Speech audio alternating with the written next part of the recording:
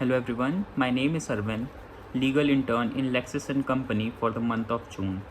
So today the topic in which I'm going to speak about is the landmark case of the Bhopal tragedy case. As an Indian, we all are familiar with this case as thousands of people lost their lives and thousands were murdered for their life. Bhopal gas tragedy was considered the most horrific accident in the history of industries. So to begin with the case, let us start to understand the case. Let us start with the facts of the case.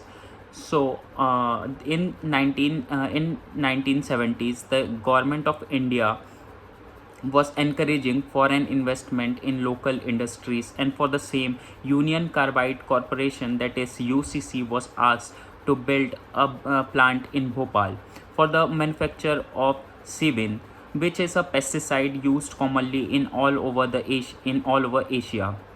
The government of India has itself has a 22% stake in the company's subsidiary. Due to its central location and transport infrastructure, Bhopal was chosen for the establishment of the plant. Bhopal was the area zoned for light industrial use and not the heavy industrial hazardous one. As Bhopal is the capital of Madhya Pradesh and there are many people that live nearby.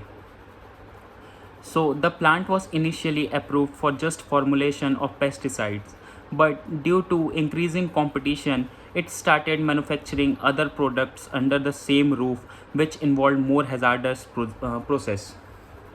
So on 1984, in the month of December, a small leakage of MIC gas, that is methyl isocyanide gas, a small leak in MIC gas was noticed. On the next day morning, a plump of MIC gas was there in the air, leading to death of thousands of people. According to an estimate, 3,800 people died immediately, out of which most were in poor slums adjacent to the plant. So, the government enacted the Bhopal gas tragedy disaster to ensure the dealing of claims rising after the incident speedily and equitably. This made the government as the only representative of the victim in the legal processes in and outside the country. So the settlement was made by Supreme Court of India with UCC, in which UCC agreed to take the moral responsibility and paid a claim of $470 million to the government, which was negligible compared to the multi-billion lawsuit which was filed by an American in the court of US.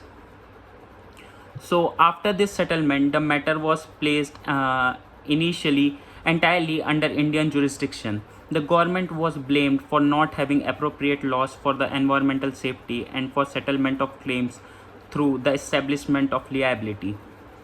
If this kind of proper laws could have prevailed, then the victims of the accident could have got better compensation and it would have been difficult for UCC to get off the matter. As after the breathtaking tragedy, the Indian government implemented the Environmental Protection Act of 1986 under Article 253 of the Indian Constitution. Its purpose was to implement the decision of UN Conference on the Human Environment of 1972 to provide protection to an improvement of environment and prevention of hazards for humans, plants, and other living creatures. This act strengthened the regulation on pollution control and environment protection by hazardous industries. So before uh, before 1972, there were no regulation that could lead to or that could affect the environment.